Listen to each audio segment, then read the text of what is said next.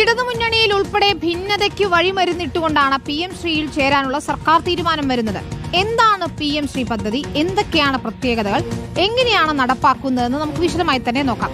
ആദ്യം എന്താണ് ഈ പദ്ധതി എന്ന് നോക്കിയാൽ, പ്രധാനമന്ത്രി സ്കൂൾ ഫോർ റൈസിംഗ് ഇന്ത്യ, അതാണ് PM ശ്രീ എന്നതിന്റെ മുഴുവൻ രൂപം. സ്കൂളുകളുടെ വിദ്യാഭ്യാസ നയത്തിൽ മാറ്റം വരുത്തിക്കൊണ്ട് മോദി സർക്കാർ കൊണ്ടുവന്ന പദ്ധതിയാണ് ഈ PM ശ്രീ പദ്ധതി, അഥവാ പ്രധാനമന്ത്രി സ്കൂൾ ഫോർ റൈസിംഗ് ഇന്ത്യ എന്ന പ്രധാനപ്പെട്ട പദ്ധതിയായി വരുന്നത്. രാജ്യത്തെ സ്കൂളുകളുടെ അടിസ്ഥാന സൗകര്യ വികസനത്തിന് മുൻതൂക്കം നൽകുന്നതാണ് ഈ പദ്ധതി. പദ്ധതി പ്രഖ്യാപിച്ചത് 2022 സെപ്റ്റംബർ 7-നാണ്. ഈ പ്രതിവർഷം ശരാശരി 1 കോടി വീതം 5 വർഷം സ്കൂളുകൾക്ക് ഫണ്ട് ലഭിക്കുമെന്നതാണ് ഈ PM ശ്രീ പദ്ധതിയുടെ ഏറ്റവും പ്രധാനപ്പെട്ട പ്രത്യേകത. നോക്കൂ, 2022 പ്രഖ്യാപിച്ച പദ്ധതിയാണ് ഈ PM ശ്രീ പദ്ധതി എന്ന് പറയുന്നത്.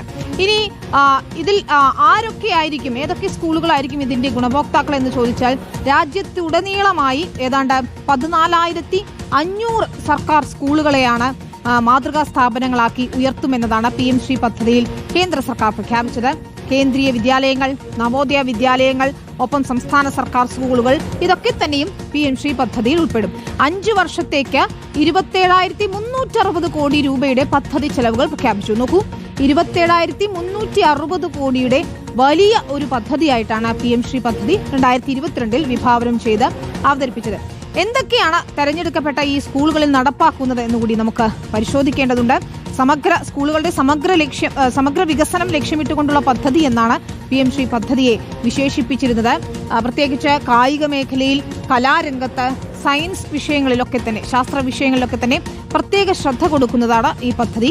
പദ്ധതിയിൽ ഉൾപ്പെടുത്തുന്ന സ്കൂളുകളിൽ സമഗ്ര വികസനം ഈ മേഖലകളിലൊക്കെ തന്നെ നടപ്പാക്കും. പ്രത്യേകിച്ച് കായിക രംഗത്ത് മെച്ചപ്പെട്ട സൗകര്യങ്ങൾ ഒരുക്കുന്നതിനൊക്കെ തന്നെ ഈ പദ്ധതിയിൽ വിഭാവനം ചെയ്തിട്ടുണ്ടെന്നാണ് മനസ്സിലാക്കുന്നത്. ശിശു സൗഹൃദമായ ഫർണിച്ചറുകൾ, ഔട്ട്ഡോർ കളി സാമഗ്രികൾ തുടങ്ങിയ സൗകര്യങ്ങളൊക്കെ തന്നെ ഏർപ്പെടുത്തും. അതായത് കായിക രംഗത്ത് എന്തൊക്കെ സൗകര്യങ്ങളാണോ വേണ്ടത് അതൊക്കെ ഒരുക്കും എന്നതാണ് ഈ പദ്ധതി വിഭാവനം ചെയ്യുമ്പോൾ കേന്ദ്ര സർക്കാർ പറഞ്ഞത്.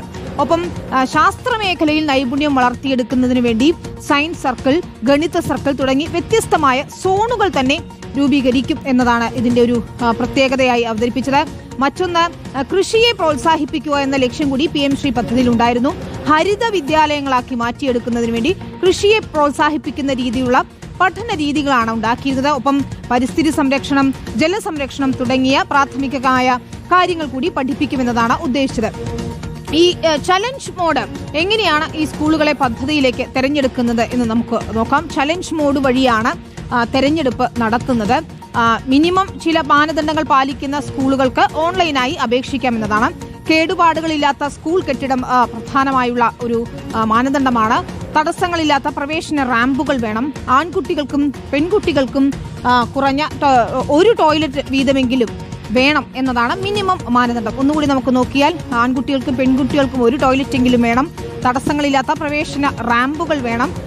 കേടുപാടുകളില്ലാത്ത സ്കൂൾ കെട്ടിടം വേണം തുടങ്ങിയ ആവശ്യങ്ങൾ അല്ലെങ്കിൽ മാനദണ്ഡങ്ങളാണ് ഇതിൽ ഉയർത്തിയിരുന്നത്. ഇതൊക്കെ നോക്കി സ്കൂളുകളുടെ സ്കോർ വിലയിരുത്തും. നഗരപ്രദേശങ്ങളിലെ സ്കൂളുകൾ കുറഞ്ഞത് 70% സ്കോർ നേടണം. ഗ്രാമീണ മേഖലയിൽ 60% മതി എന്നതാണ് സ്കോർ നിലവാരത്തെക്കുറിച്ച് പറഞ്ഞിരുന്നത്. ഏറ്റവും കൂടുതൽ PM ശ്രീ സ്കൂളുകളുള്ളത് എവിടെയാണെന്ന് നോക്കിയാൽ നമുക്ക് കാണാം, ഉത്തർപ്രദേശിലാണ് ഏറ്റവും കൂടുതൽ PM ശ്രീ സ്കൂളുകളുള്ളത്. 1865 സ്കൂളുകൾ PM ശ്രീ പദ്ധതിയിൽ ചേർന്നു. BJP ഇതര സംസ്ഥാനങ്ങൾ ഈ പദ്ധതിയെ കാര്യമായി തന്നെ എതിർത്തു. പദ്ധതി പ്രഖ്യാപിച്ചപ്പോൾ ആദ്യം എതിർത്തത് ദില്ലിയും പഞ്ചാബുമാണ്. ഈ സംസ്ഥാനങ്ങളിൽ പ്രത്യേകം പദ്ധതി നിലവിലുണ്ട് എന്നതുകൊണ്ട് തന്നെയാണ് അവർ അത്തരത്തിൽ എതിർപ്പ് ഉന്നയിച്ചത്. പിന്നീട് പഞ്ചാബ് ധാരണാപത്രത്തിൽ ഒപ്പുവെച്ചു, പക്ഷേ അവർ നടപ്പാക്കിയില്ല. കേരളം, തമിഴ്നാട്, പശ്ചിമ ബംഗാൾ, ഒഡീഷ സംസ്ഥാനങ്ങൾ ഇതുവരെ ഒപ്പുവെച്ചിട്ടില്ല. എന്നാൽ ഇപ്പോൾ കേരളം ഒപ്പുവെക്കാൻ തയ്യാറാണ് എന്നറിയിക്കുകയാണ്. അപ്പോഴും തമിഴ്നാടും പശ്ചിമ ബംഗാളും ഒഡീഷയും ശക്തമായ എതിർപ്പുമായുണ്ട്. ഒഡീഷയും ഉടൻ തന്നെ ഒപ്പുവെക്കുമെന്നാണ് നമുക്ക് മനസ്സിലാക്കുന്നത്. ഇതിലേറ്റവും പ്രധാനപ്പെട്ട കാര്യം, PM ശ്രീ പദ്ധതി നടപ്പാക്കാതെ എതിർത്ത സംസ്ഥാനങ്ങളുടെ ഫണ്ട് തടയുകയാണ് ഉണ്ടായത്. അതിൽ കേന്ദ്രം PM ശ്രീ ചൊല്ലിയുള്ള ഈ തർക്കത്തിലൊക്കെ തന്നെയും കേരളത്തിന്റെ സ്കൂൾ വിദ്യാഭ്യാസ ഫണ്ട് പോലും മുടക്കി വലിയ പ്രതിസന്ധിയിലേക്ക് കാര്യങ്ങൾ എത്തിച്ചു. സമഗ്ര ശിക്ഷ കേരളം വഴി നടപ്പാക്കുന്ന 1,500 കോടിയുടെ കേന്ദ്ര വിഹിതം 2 വർഷമായി കേന്ദ്രം തടഞ്ഞു വെച്ചിരിക്കുന്ന ഏറ്റവും പ്രധാനപ്പെട്ട കാര്യവും അതുതന്നെയാണ്. കേന്ദ്ര സർക്കാർ ഈ പദ്ധതി എതിർത്തത് കൊണ്ട് തന്നെ 1,500 കോടിയുടെ ഫണ്ടാണ് തടഞ്ഞത്. കേരളത്തിന് കിട്ടാനുള്ള അത്ര വലിയ തുകയാണ്. SSKയിലെ 6000-ലേറെ ജീവനക്കാരുടെ ശമ്പളം പോലും പ്രതിസന്ധിയിലാകുന്ന നിലയിലേക്ക് കാര്യങ്ങളെത്തി. അതാണ് PM ശ്രീ പദ്ധതിയുടെ ഒരു ചുരുക്കരൂപം നമുക്ക് വിവരിച്ചാൽ മനസ്സിലാക്കാൻ കഴിയുന്നത്. ഇനി PM ശ്രീ പദ്ധതി നടപ്പാക്കാം, അതിൽ ഒപ്പുവെക്കാം എന്ന് കേരളം പറഞ്ഞിട്ടുണ്ട്.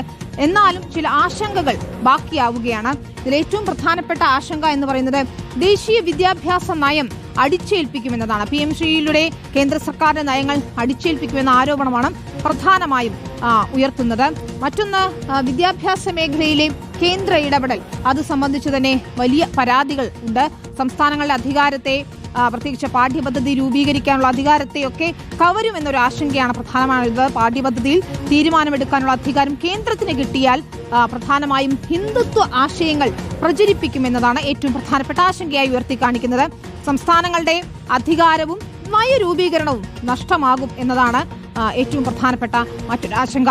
തെരഞ്ഞെടുക്കുന്ന സ്കൂളുകൾ PM ശ്രീ എന്ന പേര് മാറ്റുകയും വേണം. ഇത്രയധികം തുക കേന്ദ്ര സർക്കാർ ചെലവഴിക്കുന്നത് കൊണ്ട് തന്നെ ഈ പദ്ധതിയിൽ ഒപ്പിട്ടാൽ സ്കൂളുകൾ PM ശ്രീ എന്ന പേര് മാറ്റണം. പ്രധാനമന്ത്രിയുടെ പേരും ചിത്രവും വെക്കുകയും വേണം. ഇത് കേന്ദ്ര സർക്കാരിന്റെ ഒരു പ്രചാരണമായി മാറും എന്ന ആശങ്കയാണ് ഇതിനെ എതിർക്കുന്നവർ മുന്നോട്ട് വെക്കുന്നത്.